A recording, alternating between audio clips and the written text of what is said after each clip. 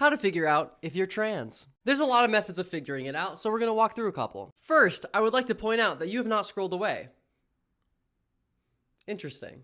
But let's not think about that. All trans people are very familiar with the button test. I got a couch, but what's a button test? It is simply a thought experiment that goes like this. If there was a button that when you pressed that button, you automatically changed sexes and you could not change back, would you press the button? Now, obviously that question on itself isn't enough to determine if you're trans or not, but if you're already thinking about it, that question could crack a couple eggs. Because I certainly thought about that question a little too frequently. If you're considering medically transitioning, I would look up the effects that HRT gives to you and if you want those physical changes. If you're doing masculinizing HRT, do you want increased muscle definition, body hair, deeper voice? If you're doing feminizing HRT, do you want smoother skin, softer hair, boobs? But it is important to note, you do not have to medically transition to be trans. Just another thing to think about. And that's kind of all you can do without